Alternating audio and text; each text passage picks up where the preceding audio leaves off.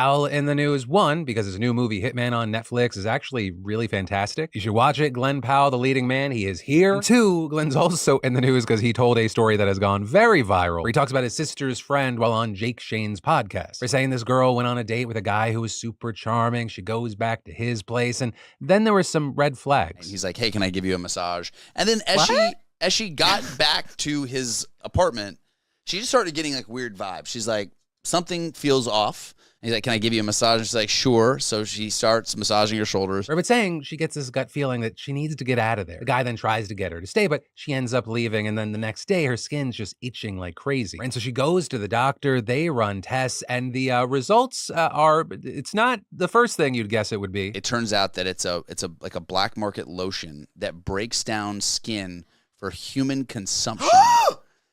This man was rubbing lotion on her body to eat her. And then saying the police went to his house and that there were girls' bodies there. And so as you'd expect, that story has gone viral, just blowing up, people just sharing reactions. But here's a big thing. It may feel like you've heard that story before or something very similar to it. And that's because that story is kind of an urban legend. It's apparently existed for a while. A BuzzFeed writer noting they've heard it before, but it took place in a Vegas hotel. One of the people on my team saying they heard it 7 years ago, but it was specifically about a girl on her last night of studying abroad in Europe. And actually with this, Snopes saying stories like this have existed for decades. Of course, with this, Glenn didn't give any specific details to identify anyone in this story to verify it at all. And very probably he wasn't trying to tell a potentially false story, but of course it's still gone incredibly viral, which is why you have a number of outlets saying, hey, based on the math, this might just be an urban myth here. But what's not a myth is you should watch Hitman. It's a fun one. Also, I'm on the Glenn Powell train. I'm excited for him in Twisters, and also I will say separately, hopefully his story is actually false. Women already have enough to worry about.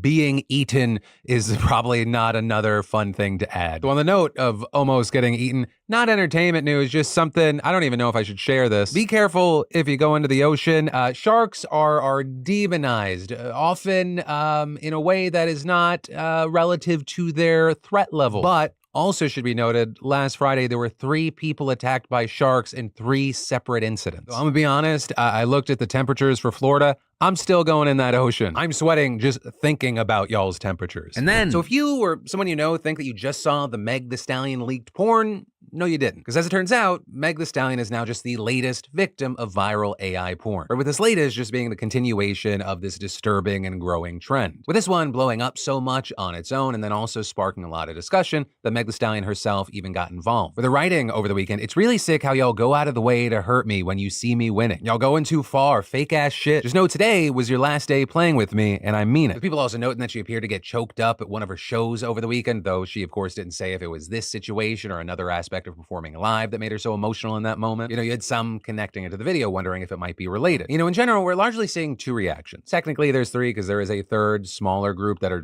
loving this and being vocal about it, but that's more rare. And instead, it's more divided with people going this sucks, we really hate it, but you already see people kind of being desensitized to it. It feels like this is becoming more and more of the norm. And then of course, the biggest group here are people that are just disturbed by it all. And among those, you have people arguing this is a form of sexual assault, some hoping that legal action's taking, others just noting that it is a troubling pattern, noting all the other women this has been done to, Taylor Swift, of course, being the most high profile, with some also noting that this latest instance just so happens to be as X officially updated its policy to allow for adult content. Though that, I would say, is not a direct one-to-one. Or not safe for work content has kind of always been allowed unofficially on the platform, and now they've kind of just made it official. X is that it prohibits exploitation, non-consensual works, or content that harms minors. And so while it does include AI-generated content in its definition of adult content, and so it doesn't ban AI porn, right? It's the non-consensual aspect would override that. Though of course, as we've seen on X and on other platforms, it's like playing a game of whack-a-mole. Once it's out there to a certain degree. And we've known that this is going to be a problem. I mean, you look back to there being a 2019 study that found that 96% of all deepfake images were non-consensual sexual deepfakes. And I mean, really, the only thing that's changed since then are the deepfakes have gotten more and more realistic. And then when I talk about body cams on this show, understandably, you're like, oh, we're talking about cops. But actually, moving forward, it may be stories involving employees at TJ Maxx, Marshall, commercials, and home goods. Because we're now getting the news that they'll be wearing body cameras in an effort to crack down on growing retail crime and violence against workers. With the CFO of parent company TJX saying that the basic idea is that people are less likely to do something when they're being videotaped. While they've obviously never met your mother after 3 Mai Tais, you also had a TJX spokesperson telling the Washington Post that employees wearing the cameras will go through thorough training, as well as confirming the body camera footage will only be shared upon request from law enforcement or in response to a subpoena. However, they also haven't shared specifics like how many stores across the country will have employees wearing body cams. And so with all this, there are real questions that people are posing about whether this is actually going to be effective in dealing with the so-called shoplifting crisis that retailers are facing. And then even more than that, there are also questions about whether there's even a shoplifting crisis at all. Right? And so to start looking at that, you have the National Retail Federation reporting last year that retail crime, violence, and theft continue to impact the retail industry at unprecedented levels, with Target, Walmart, and other large chains citing rising crime and violence as a reason for store closures, with the Federation saying this is fueled by organized retail crime rings that steal items and illegally resell them through online marketplaces. And actually with that, in a survey conducted last year, more than 100 brands said that organized retail crime offenders had gotten more violent, and several dozen saying they were researching body cams, as well as there being other efforts to address the issue, including eliminating or limiting self-checkout, locking products in cabinets, banning large bags and backpacks, and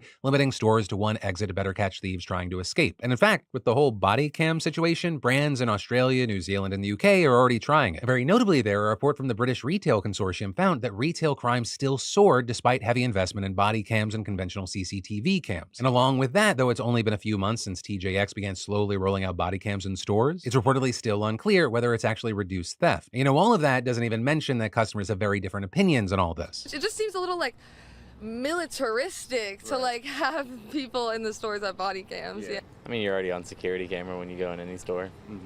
What's one more? I think that there's already security cameras in there, and I think that should be enough. I think it's probably best for their safety, and I don't see why that would bother anybody. Right, and so wherever you land on that, the other big piece of this question is, how bad is it really? Because in the past couple of years, this is something that's been talked about more and more. You've got tabloids like the New York Post talking about a shoplifting epidemic, and then you've got more mainstream media like CNN talking about surging shoplifting having dangerous and costly consequences. And with that, scary videos of flash mob robberies and after-hours break-ins. And while there may be very real concerns here, the truth might actually be a little more complicated. Because as it turns out, more than half of the unaccounted inventory losses, right, the numbers that are often used as evidence of the shoplifting surge, they can be explained by employee theft and operational and processing errors. Actually, with that, there's not much evidence that organized retail crime is having a significantly greater impact on retailers than in years past. Plus, you have some industry analysts saying that the bigger reason for companies making less money is that consumers are cutting spending and they're looking for cheaper alternatives to deal with inflation. With some even raising the possibility that some retailers are hiding poor performance behind the excuse of crime, which may or may not be connected to news coming out with places like Target slashing prices on so many products in recent weeks. All of that is to say, at the very least, it is unclear how much worse retail theft has really become, or